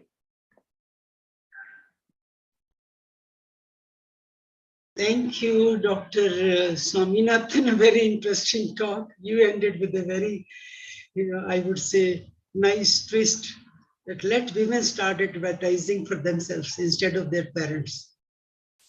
Let's see how the face changes of the matrimonial columns. And now coming to the serious business we are here for. Thank you so much, my dear. And now we invite the last speaker for today, that is Dr. Rita. Maybe we can have the questions that people have it after she finishes. She's the last one. Dr. Hema, I'm asking you, the lady has left, the earlier speaker. Oh, okay. So, okay. Yeah, we can wait until we have our third speaker. I mean, that's fine. Whatever, if anyone wants, yeah. If whatever you wants, feel is comfortable, I'm fine. No, it is comfortable now because there is no one speaker and it's 4 o'clock. Okay. And we have, say, maximum 20 plus minutes, 5 minutes. And after that, closing ceremony, I think. Any speaker, any questions, remarks about Dr. Hema's presentation? Audience? Yeah, you may raise your hand. Or speaker, please. Rishu, you wanted to say something? Yeah. Ma'am, it was a very interesting talk. First of all, Dr. Hema, I would like to congratulate you for that. Whatever you have said, I totally agree. I don't have any questions. I read a news, maybe in some newspaper, maybe some Dainik Bhaskar, they also highlighted that they are not going to specifically mention about the color kind of thing. So at least I'm very happy that this color kind of thing is going from, wheatish color and whatnot, that is going from minds of, India at least. So that is there, ma'am. So I totally agree to what you said. Anyone else? Thank you. I didn't know about that. That's quite progressive in Yes, India. I know. We are becoming progressive. In last Monday's newspaper, ma'am. Okay. Yes. Okay. Anyone else? If there is no one else in, I would say 30 seconds, we'll request Dr. Rita. I will introduce her first. So go ahead.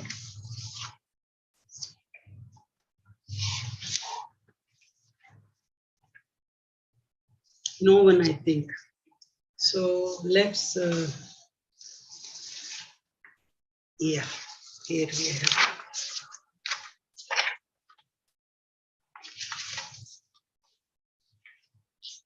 Dr. Rita Sonawat is the last speaker for today, and she has been head of the Department of Human Development, SNDT University, Mumbai. Dean Faculty of Home Sciences, SNDT Women's University, earlier head postgraduate studies in home science from Vanasthali, Rajasthan. Former coordinator of NAC, a few times life member of many professional bodies, plenty of awards, several times. Vocational Service Award too, and I must say has been honored by Ministry of Foreign Affairs, Israel, in appreciation of her services rendered. Excuse me. She has been a recipient of Shastri Indo-Canadian Institute, Carleton University, Ottawa, and Concordia University, Montreal, and National Award for Teachers Trainers in Innovative Teaching for implementation in a school. That's very nice. Primary school. Has regularly guided, I must say, PhD student. Long list is there of MPhil and MS dissertations. Has been widely traveled to various countries, Italy, Germany, US, Kenya, Canada, you name it, and she has been there. Delivers lectures regularly and as well as the radio talks. With this, I request Professor Sonawat to take over and express her views about this today's talk. We are getting different views from people till now. Yeah, variety. Yes, please go ahead. So, good evening, everybody, and thank you very much, Dr. Amrita Bagga, for introducing me. And I know you must be tired because you are listening. And I can see 89 participants were there when we started, and now it has reached to 59. So I have missed 30 participants. But that is how it goes. Yeah, the message won't reach them. Yeah. So it's very interesting, actually, the perspective which is coming out from different speakers are very, very different. So what I thought of presenting, because I knew that there are some professionals will be there and students will be there. So considering both the parts, I have made small presentations. So I would like to make a presentation. So just get... Am I host for today? Dr. Rupa Shinde, you have to make a co-host. Or do I? Ma'am, she can share her screen. She will share. She's already a panelist. Ma'am, you can share your screen. Yeah, directly. Doctor Rita नीचे वो है ना share screen में वहाँ कर लीजिए.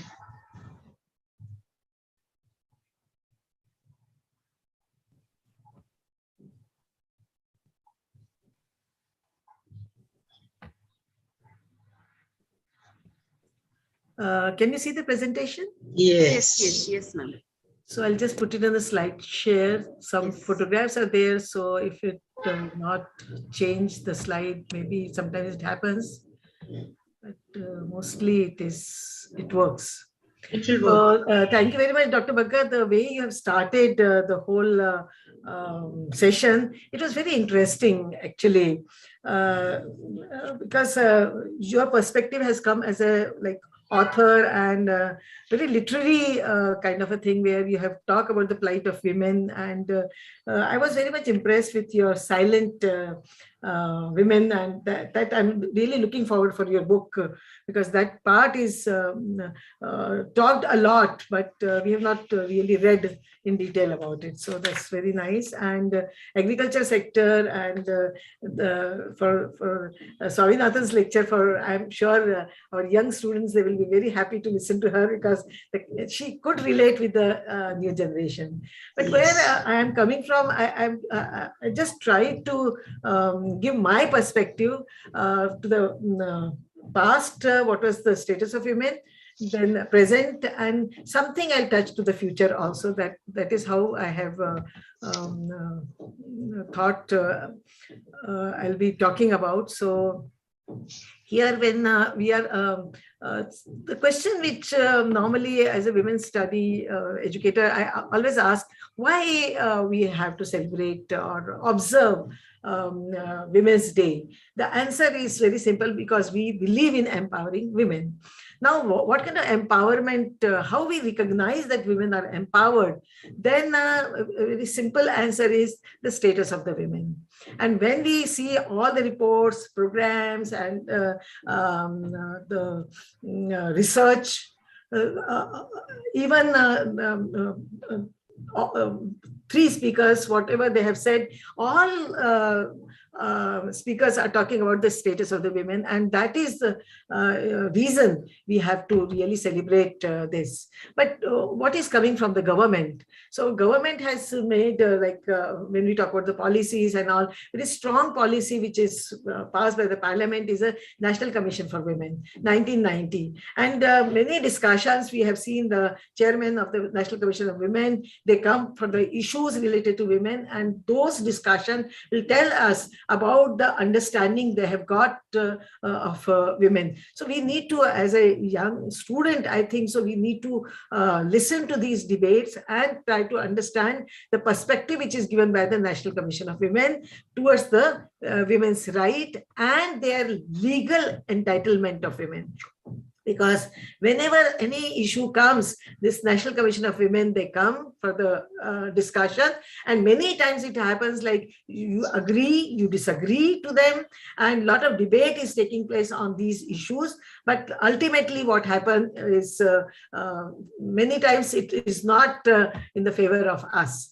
Second thing which has happened beautifully is the 73rd and 74th Amendment. We were very happy that in the local bodies, the representation of women will come, and women will be there for the decision-making role. So there will be a strong foundation, especially in the local bodies, Panchayati Raj, municipal corporation, where 33% of the women will be like taking a decision for the women. But what is happening after giving so much of training to the women to take a decision, to talk about it, election, yes, but majority of the states, I will not talk about Maharashtra because Maharashtra is one of the very progressive states. So, but and lot of training has gone into the these municipal corporation and Panchayati Raj women. But other states, it's a men who is the deciding, and women is fighting the election. So then the situation is the same. After 93 also, what development has taken place, having the reservation then also. So with these national kind of policies programs which are coming, we are even the signatory of the International Convention also. CEDAW, when CEDAW came, we have really celebrated the CEDAW because we thought this is where we can talk about like all form of discrimination which is against women will someday vanish. So that was power we thought we have got. We have done a lot of discussion on CEDAW, and we thought now again, because of the CEDAW, some of the cells which is formed in the university, in corporate house, in the government houses, but where the representation of women in that also, that is also, it is important that she should be there, but she is there always as a minority. Really she is able to take decision, really she is doing justice with the issue which is coming in front of her. So being a part of the women's studies for almost 40 years, I have seen, we have a women's study center which has started even International of Women's Year. Before that, 1974, this center has started, and we have a huge documentation center as well as we have our archival also. And if you see that, we'll be seeing the impact of CEDAW was not that much the way we thought it will be. And we are all aware that a lot of NGOs have started working, spreading the information that where women should be represented and how her role is very important, how her presence need to be there. So in the corporate sector also, women representation in directorate level, or one of the directors should be there. So all these things have happened. But in a reality, when it comes to the say of women, is it there or not? So where is the gap? The gap is very clearly seen, especially when it comes to the number of women, the sex ratio, male to female ratio. So that is telling us all about the gap. So this gap is showing where we are. Leave aside all these policies and plans and programs, and all these things are there in place. But in reality, why this gap? Why number of women are less? That's a big question. And then another issue which is there is, if you see yesterday's women, where we talk about women like Sita. So Madam has actually, Amrita Madam has talked about, they have come from a background, family background is very different when they come in a role. But you see her, she was such a strong woman.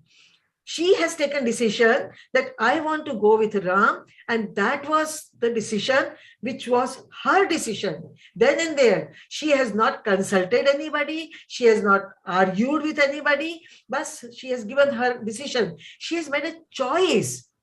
That was her own choice, and she stood by her choice. So that kind of powerful women we had. and they are our role models. And the same choice in front of even Urmila was there. But you see, somebody can make a choice, somebody cannot make a choice. She has made a choice to go to forest. She has made a choice to stay at home. Both of them, they have made a choice, and both of them, they had their own choices. So they are taking decision. They have choices. They are confident enough. So they are not saying that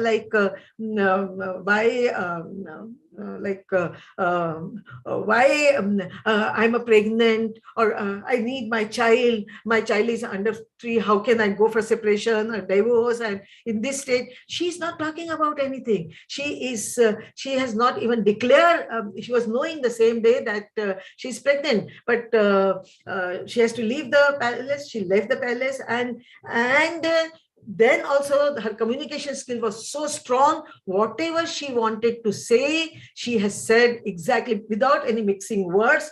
What she wanted to say, she told the Ravan. So what I'm trying to say is, we had this kind of women yesterday. Then Madam, when you were talking about Ahilya Devi, so I thought Indore, I should be talking her definitely. She was a highly, see, today we talk about educationists, like we talk about Steiner, we talk about J. Krishnamurti. Here she is the person who was a very good mixture of spirituality and education. And she has shown that when spirituality and education, they go together hand in hand, then what kind of personality comes out, that is her personality.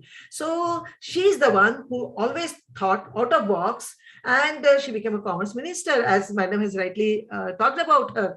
So she has respected her father, and she used to quote her background.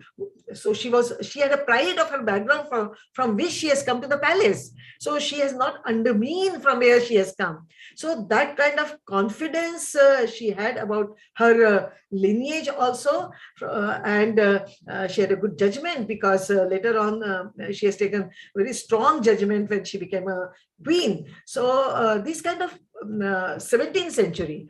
Now I'm going to after another 100 years. Then we have a Lakshmi Bai, who was trained in martial arts, who was trained in horse riding. Today, Banasthali Vidyapith is a university from where I have come from. So they are having girls. One girl is riding 7 horses. One girl is riding 5 horses. So how these girls are managing the horses? So she is the one, so many years before, horse riding, shooting, fencing, all these kind of things was learned by her. But not just things which are needed, but she wanted to mix with the population also, with the women especially. And for that, to understand women, to understand the women's issues, she started a Haldi Kumkum program, so she can mix with the women. So this kind of people were there. After again 100 years, 19th century, we have Mrs. Gandhi. I will not talk about her, what she has done, because everybody knows. So, but I will quote her, especially these 2 quotes, which I thought very powerful, especially today. What she said: to be liberated, women must feel free to be herself, not in rivalry to men, but in the context, in her own capacity and her personality. So it shows we need to work on our capacity and personality, and then we will be liberated. So that kind of quote, second quote, which was again very powerful. This I am sure Dr. Swaminathan will like it. Women sometimes go too far. It's true, but it's only when you go too far that others listen. So we have to go too far to make ourselves listen. So that was also very interesting. Then Kiran Bedi, when women, they come into the power, what changes they can make. She is the one who has done very innovative work. First IPS officer, but innovative work. Her strategies were very different. So she has made a difference because of her position in the police force as well as otherwise also. So if with a family, you have a family, you have a children, everything is there, but still, if you want, you can make a difference. That is what I'm trying to say. Then we have Indiram Nui. She has not done India, but she has gone abroad, and she is a chairwoman of and CEO of PepsiCo. So they have shown us the path. But sometimes when I totally understand the plight of silent women, and I have clear knowledge about it because I've read many papers related to it. But where I'm coming from right now for this session is women in defense. So here you see in the army, 6,807 women, 0.7%. In Air Force, 1.08%. In Navy, 6.5%. So this kind of percentage of women, where when she got a chance, like from Vanasali Vidyapeeth, the one girl who became a pilot because they have a flying club in the university, when she became a pilot, she was the pilot on 8th of March, if you remember, because we thought always 8th of March is our day, so we see what has happened. So she is the one on 8th of March, taken the flight as a pilot, all women crew from Delhi to San Francisco, and she was the one who was the pilot. So when they get a chance, and now fighter pilot, 5 women out of 2 from Vanasali, fighter women pilot. So when women, when they are coming from, I'll definitely say from women's university, they become a very different person. And like Dr. Swaminathan said, aggression, when you are in a women's university, somehow you know that also, because being a woman in a women's university, you learn that also. So I was a privileged one, like started career from Vanasali, women's university, ended career with SNDT against women's university, and to reach to the dean's level. So you can see, to make your path, you understand how to make your own path. So girls, you can make your path. Now for the future, what my argument is very simple. All these program policies are for the upliftment of the women. I really don't want upliftment. What I want is to empower women. I remember there was a UGC program, Women's Manager Program. So these kind of programs where women, they are always happy, whatever the role they have. Why can't they think of becoming a manager? And this Women's Manager Program was so successful, but second time it didn't get the grant from the government for the same program. So what we want is women to be empowered, equal participation they should have, and it should be part of the value of the culture. It should be our national culture where the women should be equally participating. And it's not very difficult. It's only how you are rearing your children from the beginning, from the childhood, early childhood sector. If how you are rearing your girls and boys in the family, that matters a lot. How they respect each other, how the family is showing the path, then Dainik Bhaskar decision comes where they don't talk about the color of the skin, because the way they are groomed from the beginning in the family, when they, girls or boys, when they go to the leadership role, then they think about both the generation. So this is what we need to have, a culture of equal participation in a country. So our values should be incorporated in the education system in such a way where we cannot think anything else than equality. We need to transform women for the betterment. So for that, what we need to have a rights-based approach. So when we say in our teaching from the beginning, from the school to higher education, we need to have an approach of welfare-based approach. We have done enough. We got we are a signatory of International Women's CEDAW. So we need to have a right-based. It's a right of the women. And we talk about maternity leave, but sometimes we need to talk about women also. Railway is giving 2 years maternity leave till the child is 18 years of age. But what women are doing, you will be surprised. I was very much surprised being a women's university when I came to know they are saving the leave when the child will be 10th and 12th standard. That time we will need a leave. So that time we will be taking the leave. The maternity leave is given this. Anytime you can take, the child is still 18. That was the clause in the maternity leave in the railways, and used by like this, 10th and 12th. So you see, our priority is child rearing, child care, child development. Child should be empowered. Brain development of the child is stating that 80% of the brain development takes place in the early years. So what is our priority? That is what we need to think.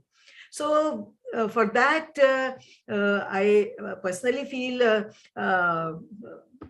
we need to end somehow. We need to accelerate programs focusing on ending gender-based violence. No for gender-based violence. Cannot tolerate. Then sexual and reproductive health and right, economic and social right and empowerment. We cannot talk, this Ahilyabai showed commerce way. So economic and social right, if we take, then empowerment will come. That is what we are very well aware of. And equal participation and leadership.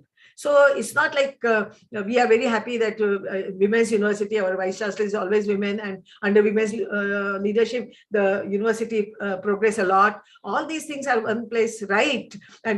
But the question is always asked by the student, still we need Women's University when we talk about equality. Why we need Women's University? But we still feel we still need Women's University, because there are some girls who are coming to the higher education because there is something like called Women's University. So that's the reason they are studying. So if we talk about empowerment, then the only thing is we need to empower women. So we need to empower society, and where we need to celebrate the differences, which Dr. Bagga has said. We need to observe, not to celebrate, but wherever the differences are there, then diverse society need to come together. So Women's Day should not be celebrated only by the women, but we need to have some men to give the perspective on women. That also is very important. Everyone has the support to choose their dreams. So that is what women, girls, you need to understand, you have to choose your dreams. Women are valued, and women are never told you can't.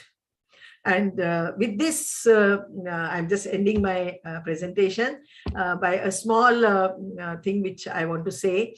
I have come to Indore from my husband, and my child was, we family, we were in Mumbai, and I got a job in Dr. Babasaheb Ambedkar National Institute of Social Sciences. That time it was in Indore. It was just started, and we as a family have decided that my husband and daughter, who was 3-year-old, will stay in Mumbai, and I'll come to Indore. I got an associate professor's job there. And you will be surprised, in this city of Indore, it was very difficult for me to get a rented accommodation. Being a single person staying, they said, we don't know who will come and visit her and what will happen. That is one part. Second part is extended family. When they came to know that I am in Indore, staying away from my husband. So I have separated, my divorce has already taken place, and my husband is, so all these things in the family side. But professionally, I have grew, and I have produced 3 PhDs staying there. And then I got a job in SNDT University. So thank you very much. And lastly, I will say, Sanskrita Stri Parashakti, and enlightened woman is a source of light. So Sanskrita Stri Parashakti, we need to understand, and we need to enlighten women. Thank you very much. Thank you, Dr. Rita Sonawat. We have really enjoyed your talk, different perspective again, I must say. So any questions from the last speaker? quickly, 1 minute. Ma'am, what Yeah. role gender equity plays in sustainable development? See, that's the reason I got a chance. So I cut those slides which are there. See, sustainable development itself says we can sustain only when everybody is contributing. All these goals 17 you cannot achieve unless both the parties are contributing equally for all areas. Maybe it's a commerce, maybe it's a defense, maybe it's a health, maybe it's a education. So you cannot say, okay, in school education the women's are good, in the banking women's are good, so those area women's are good. No, if we want to sustain all the 17 developmental goals, it is only possible if both the genders are reared equally and equally they are participating. Then only we can achieve. Any other questions? If there are no questions, I think we'll call it a day. It has been very interesting. And a few brief remarks about the three speakers and the general audience present here. Now, the first speaker, Dr. Preeti Saxena, she spoke of climate change, more focus on environmental sustainability and more focus on the rural sector. And plenty of information she gave about the related topic. And she looked at it from agriculture sector lens. The women, they are stuck in the rural areas. They are not part to the making policies and implementation, unfortunately, that we are all aware of. And bringing them forward was her message. Second speaker, Dr. Hema Swaminathan. I am sure, like Rita said, the young people must be very happy to listen to her because it all relates, they relate more to this. And today's working woman, and no wonder she is coming from Bangalore, I am, and at a certain level, ma'am, situation is very different. Low rungs, when the working woman, the situation is quite difficult.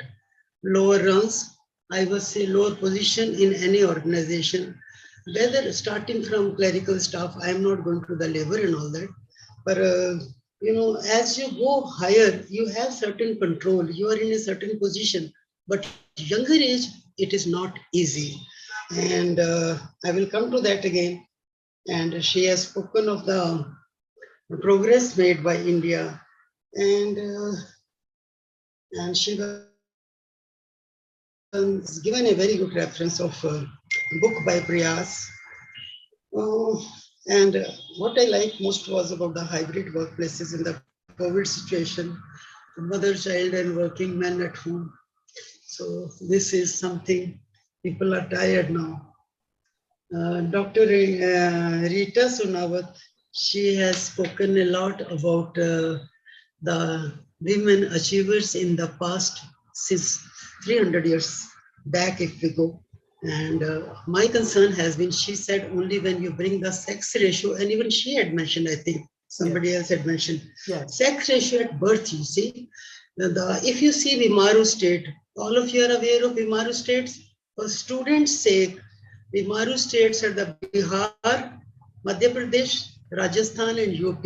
This is the group of states in which the ratio of girls versus boys is much lower, has been much lower. There is improvement gradually.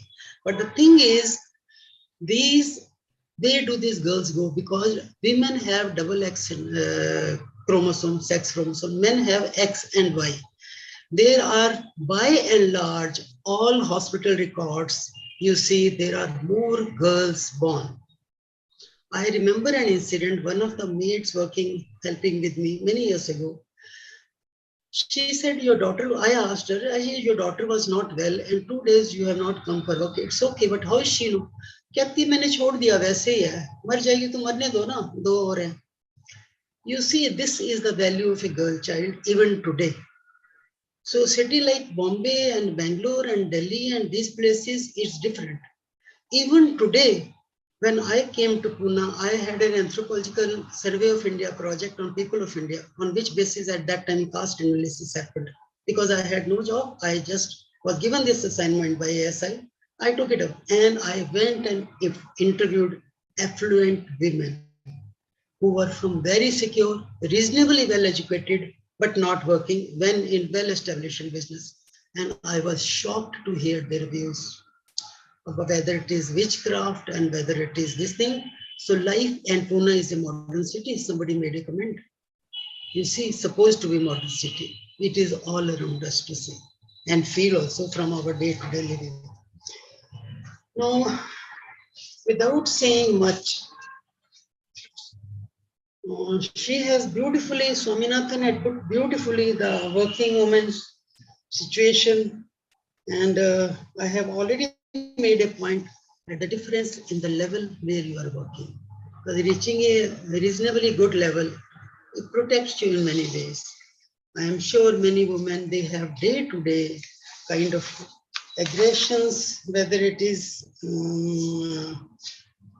some annoying gestures somebody on the TV was showing, bad kind of way of the grievances. A day before there was a University Women's Association's meeting. In that, some advisor, legal person who was addressing this issue, she mentioned that she sit across the table at a work environment. The girl said that I sit opposite, the other colleagues are also there, but I am there and this gentleman, much senior to me, every time I look, he is looking at me, and the moment I put my head up, he licks his lips. And then so many gestures she said he has been making every day, and what to do about that? And then there was, she presented two views. That was on 5th actually, held from Delhi. Now this person said that I have been sending, she has been receiving messages for last 3 months and not good messages. She said, I didn't respond, but now I'm in the grievance cell and I want to know how to just get rid of this. She said, have you ever responded? She said, no, I just keep quiet. She called the boy also, the advising council person. And she said, I asked him, why are you sending messages? You have not received any reply. He said, ma'am, she has not showed any disinterest also. She has not even answered that I'm not interested. So this is a mistake on top of a few examples from just the recent talk I attended.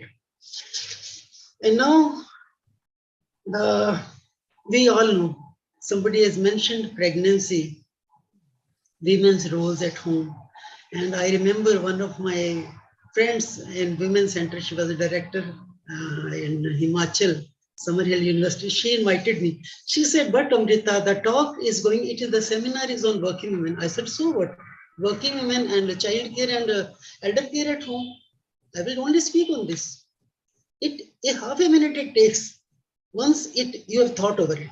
And it's not difficult. We are all, most of them are doing our duties, fulfilling them these, and then only we step out of the house for more time and more convenience. Only after my daughter got married, I accepted headship of the department. I postponed all foreign visits to WHO and all those places for months and year on end, only so that my daughter gets married and goes away.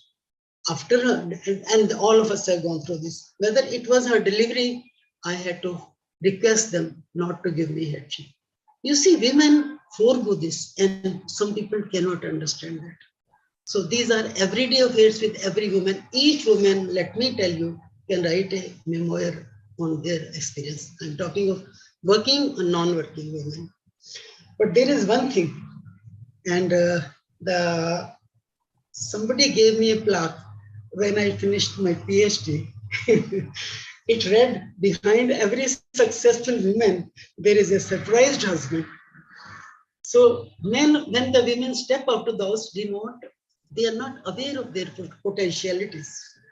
They are surprised because day by day they land up in fellowships and decent jobs and all that. This is something they are surprised because they never knew the woman. 10 years she was following her around and saying, yes, yeah, this thing she has in her. So one had to prove very hard. Times have changed now recently. So senior women sitting here or 50 plus women, I know. Times have changed. Younger women, it is your time. And now we have to address the, I must say, the issues around. That is why observing, reviewing the women's celebrations, how much we appreciate what has been achieved, and we really honor these people who have been part of this. But at the same time, what is in front of us, that is very important. We have to now carry forward this message. If we have reached this far, we owe it to ourselves. And identifying issues not far off. National issues is fine if they can do, but it is around us. Now, for example, young students, many of you must be listening. Let me ask you, there are so many gender-coded messages, and mostly about men making fun of their wives. Every other joke which is being forwarded, how many of you forward this? If you are, I am very sorry to hear that. We are spreading these messages that we are party to this. They are enjoying this. I have conducted one meeting. It was of NRA Children's Parents Organization. And I invited a few people, and he used to, speak very well. And he said, no, ma'am, I won't give a poetry. I will speak on, I'll give some jokes. I said, fine. Very senior, well-placed man. And the moment he took the mic, he started cracking jokes on women. Immediately, I had to get up and I said, sorry, sir, this is not allowed, at least in my session. I would not allow it anywhere if I am around. He said, ma'am, let me finish. I said, no, you are not finishing. All men were stunned. That was many years ago. And slowly, gradually, an army officer's wife, she got up. She said, I will do it. No, not allowed. He kept standing his ground. He wanted to finish the joke. I said, no, in this session, I will not allow this. All of us have men, and men have women at home. How much insult we are giving to the women, and when it is cracked in the presence of a wife, she is listening to it and I would say foolishly laugh and join in. I will never do that. Please never forward these messages. You are spreading gender inequality. How many men? I told these people, I said, I have got some messages from an academic, a very good friend of mine from Bangalore itself. She had, I would say, forwarded about husbands. I said, never, I will never insult my men. I never forwarded to anyone. So this is how gender equality efforts have to be made. I am giving a very crude, small example.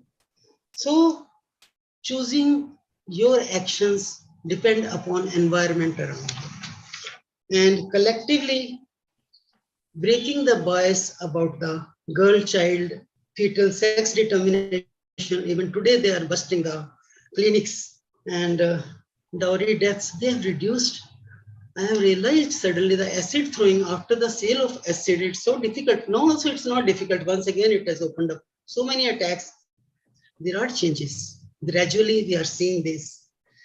And one thing let me point out to young minds, individually, all of us actually are responsible for our own thoughts. So our thoughts, what happens in our minds, it is up to us how much action and how we go about that. We are thinking human beings with 1350 cc of brain. It's a huge volume. Using it, breaking the bias, each one of us take up one will be very quick. And there is one statement in scripture, 6 scriptures by Guru Nanak. He said, so, and it is written outside the Gurdwara on the whole wall. I was shocked when parking the car outside. So, kyun manda aakhe? Why should we call a woman bad who has given birth to Rajas? Who has aakhe jit jamme rajan? Who has given birth to Rajas also? There will the world be without women who have the special power and Shakti of going through fire and giving birth. Every childbirth is an experience. Many of seniors, we have experiences. So here you have to be a strong woman. You are actually very strong. And she said, Hema said that they are aggressive. Let them be aggressive when the need arises. They may look soft, they may feel soft, they may speak softly, but their aggression inside we have to see in working women sometimes when it comes up, when they are pressured too much. And this burning should not go away. That is how some equality will be reached. And I would say with this, our spheres of work are the areas of our work. Biases around us at home, like she said, and two topics she spoke of in offices as well as at homes. They have to be broken. Somebody had said many years ago, I would feel now the situation is different. That is what? That men are free as birds. I was told in childhood when I wanted to do something, and women are rooted to the ground. These roots remain, but we have gently disentangling our feet and moving out and not losing our roots. That is the message for all young girls. Thank you so much, the organizers, Rupa, for being in touch, and all this Kavita and Mrs. Jain, Shobha Jain, your messages and communications. Thank you so much for giving me this opportunity and speaking my mind out. And I am sorry for if I have offended anyone. There are many men speakers.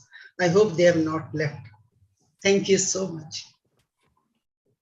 Thank you so much, ma'am, for your giving valuable insights on the topic gender equality today and sustainable tomorrow. Thank you so much, ma'am. Now, I request Coordinator, Center of Women Studies, Shri Vaishnav Vidyapith Vishwavidyalaya, Dr. Kavita Sharma, to propose words of thanks.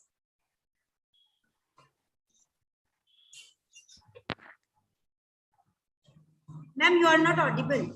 Kavita ma'am. Hello, now? Yes, ma'am. Honorable Vice Chancellor, Dr. Volume thoda kam hai, ma'am. Guests. Yeah. HOIs, HODs, faculty members, participants, and dear students. We have listened eminent speakers, and all the deliberations will be inspiration for all of us. So thank you all the speakers. So I would like to share that gender equality is achieved when women, men, girls, and boys have equal rights, conditions, and opportunities, and the power to shape their own lives and contribute to the development of society. It is a matter of equitable distribution of power, influence, and resources in society. I, on behalf of Shri Vaishnav Vidyapith Vishwavidyalaya, Indore, extend my most sincere thanks to Honorable Vice Chancellor, Dr. Upinder Dhar, for his able guidance and support throughout the planning of the program. I want to thank Chairperson of the program, Dr. Amrita Bagga, Professor Emeritus and former Chair at Department of Anthropology, Pune, Maharashtra. All these speakers, Dr. Preeti Saxena, Professor Baba Saheb Bhimrao Ambedkar, Central University, Lucknow, Dr. Hema Swaminathan, Center for Public Policy, Indian Institute of Management, Bangalore, and Dr. Rita Sonawat, former professor and head SNDT Women's University and former Dean of Faculty of Home Science, Mumbai, who spared their time from their busy schedule to grace the occasion, shared their opinion and findings with us. Thank you all the speakers and thank you Amrita ma'am. I also extend thanks to all the faculty members for their cooperation for this function. Events like this cannot happen overnight. So the wheel starts rolling weeks ago and requires planning. Here we are fortunate enough to have a team of a very dedicated and motivated faculties of SWV who know their tasks and are very much result oriented. I thank Dr. Shobha Jain and Dr. Rupa Shinde, coordinator and co-coordinators of Women Grievance Cell and their team members. I especially thank technical arrangement team who have provided uninterrupted and complete technical support to make this program a grand success. I would like to thank all our participants for making this day a very memorable one. Dear friends, at the end, I would like to say, never give up until you achieve your dreams, and dream big and go for it as long as you can. Success is only for those who work hard and run till the end. Thank you all. Thank you. Thank you very much. Thank you, ma'am. So if time permits, I would like to share some lines of a poem after listening all the eminent speakers, which is quite related with the theme. If you allow me, only for 1 minute, I will be speaking these lines. Definitely, ma'am. Yeah. Definitely. So, जहां झांसी की मनु उठा तलवार बनी थी लक्ष्मीबाई, उसी धरा पर आज की नारी फिर क्यों है सकुचाई। तुमने तो है बहुत सहा, नहीं मिला बराबर का मान, मिला कदम अब पुरुषों से, बढ़ा नारी का सम्मान। याद करो उस नारी को जो लाई थी देश में आंधी, बनी देश की महिला मुखिया पहली इंदिरा गांधी। मान बढ़ाया जिसने देश का देकर अपना स्वर, कहते जिनको स्वर कोकिला नाम Lata Mangeshkar. On the occasion of this International Women's Day, from SWV platform, हम सब मिलकर के भावभीनी श्रद्धांजलि देते हैं स्वर कोकिला स्वर्गीय लता दीदी को। तो अंत में मैं यही कहना चाहूंगी कि आज याद कर इन्हीं नारियों को, बढ़ाओ अब इच्छा शक्ति। आज याद कर इन्हीं नारियों को, बढ़ाओ अब इच्छा शक्ति। निकल आओ पर्दे के बाहर, बन जाओ देश की प्रगति, बन जाओ देश की प्रगति। Thank you very much. Thank you for giving 2 more minutes to me. Thank you Shobha ma'am, Ekta, for very nice conduction of the program. Congratulations to all of you. Thank you ma'am. Thank you. Thank you. Thank you very much. Thank you very much. Feminism isn't about making women strong. Women are already strong. It's about changing the way that the world perceives that strength. So today is the day. This is the day to celebrate God's best and beautiful creation, that is Women's Day. So happy Women's Day to once again to all of you. And with this, we come to the end of the colloquium. I request the technical team to play the AV for national anthem. I request everyone to rise. Thank you all.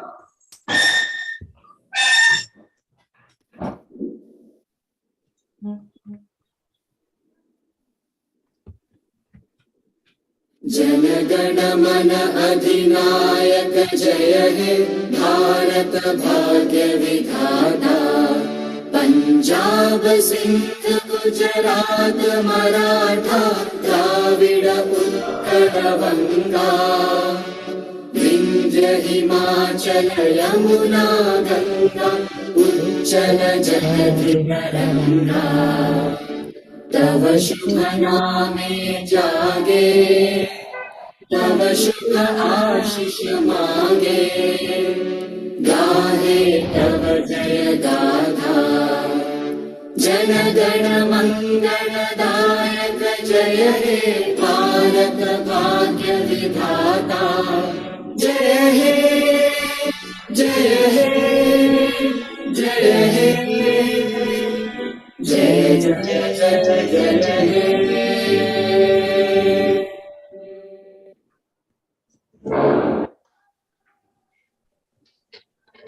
Bharat माता की